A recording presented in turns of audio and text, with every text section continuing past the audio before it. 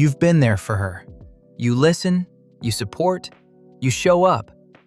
And somewhere along the way you realized she sees you as a friend.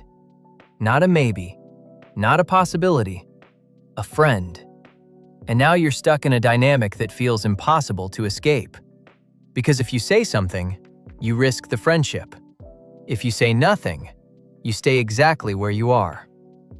Most guys at this point either confess everything in one overwhelming message, or they quietly resent the situation and do nothing. Both are wrong. Here's what most people don't understand about the friend zone. It's not a prison, it's a perception. And perceptions can change, but not the way you think. This is the truth about the friend zone and exactly how to get out of it. Part 1. What the friend zone actually is.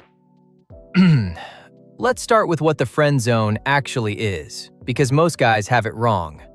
The friend zone isn't a decision she made about you. It's a category your behavior puts you in. Here's how it happens. Early in any connection, the other person is unconsciously asking, is this person a potential romantic partner or a safe, supportive friend? And they answer that question based on signals, not words, signals. The guy who ends up in the friend zone almost always got there by sending friend signals when he should have been sending attraction signals. He was always available, always agreeable, always supportive. He never created tension, never introduced polarity, never gave her any reason to see him as anything other than safe. And safe, while valuable, is not the same as attractive.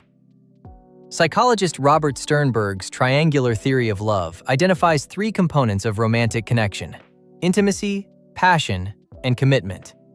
The friend zone has intimacy. It has the foundation of commitment. What it's missing is passion, and passion requires tension, polarity, and some uncertainty.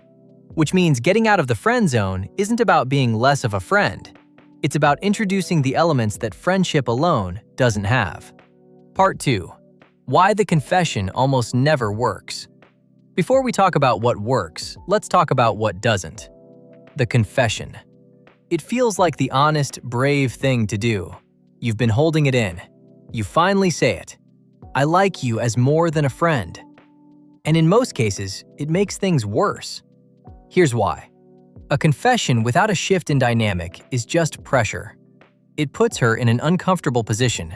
Respond to feelings she didn't ask about, from a person whose behavior hasn't changed. And here's the key psychological problem.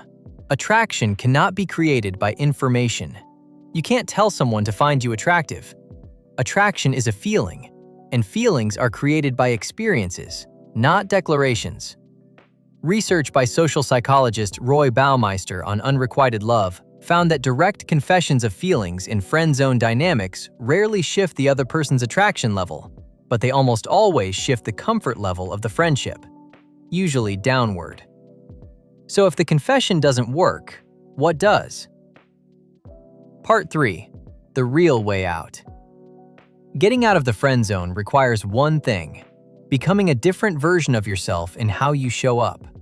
Not a fake version, not a manipulative version. A more complete version, one that includes the parts of you that create attraction, not just comfort. Here's what that looks like in practice. Stop being infinitely available.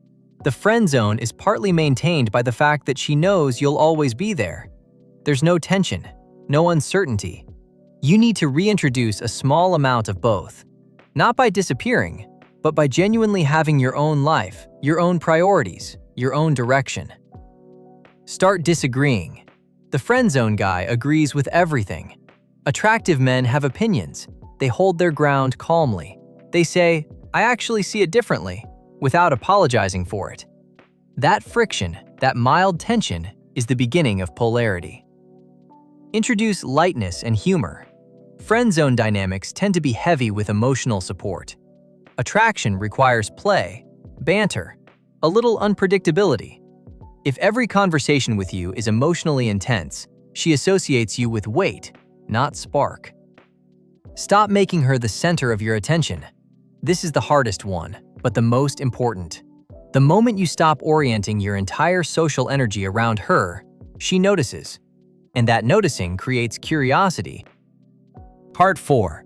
The honest truth about whether it's worth it. Here's something most dating advice won't tell you. Sometimes, the friend zone is the right answer. Not every friendship should become a relationship. Not every person you're attracted to is the right person for you. And chasing a shift in dynamic with someone who fundamentally sees you as a friend can cost you the friendship and months or years of energy that could go elsewhere. So before you try to get out of the friend zone, ask yourself honestly, is this genuine attraction and connection, or is it familiarity and availability? Would I still want this person if 10 other options appeared tomorrow? Am I pursuing this because I actually want her, or because being chosen by her would feel like validation? Those are uncomfortable questions, but they're the right ones. Because the most attractive version of you isn't the one chasing approval from one specific person. It's the one who has enough self-respect to walk away from dynamics that aren't working, and enough abundance to find ones that are. Part 5. The mindset shift that changes everything. Here's the deeper truth underneath all of this. The reason most guys end up in the friend zone repeatedly isn't bad luck. It's a pattern. And the pattern comes from this belief. If I'm good enough to her, patient enough, supportive enough, available enough, she'll eventually realize I'm worth it. That belief is wrong. Not because kindness doesn't matter, it does, but because attraction isn't a reward for good behavior. It's a response to a specific kind of energy. The energy of someone who has their own direction, their own standards, their own life that they're genuinely living. Someone who is interested in her, but not dependent on her response.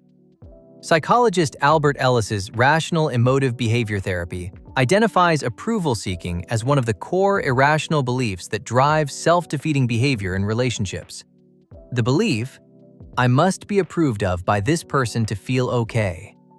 The reality, that belief makes you less, not more, attractive to the person you want approval from. The exit from the friend zone, and from the pattern that creates it, is the same thing. Stop needing her approval. Start building a life that generates its own gravity. So here's the truth about the friend zone. It's not a life sentence. It's a signal that the dynamic you've been showing up with needs to change. Not through confession, not through pressure, through becoming the version of yourself that creates attraction, not just comfort. Less available, more opinionated, more playful, less orbit. And if it still doesn't shift, that's information too. It means your energy belongs somewhere it's actually wanted. If this reframes something for you, you know what to do. Subscribe to Signal Codes. There's a lot more to decode.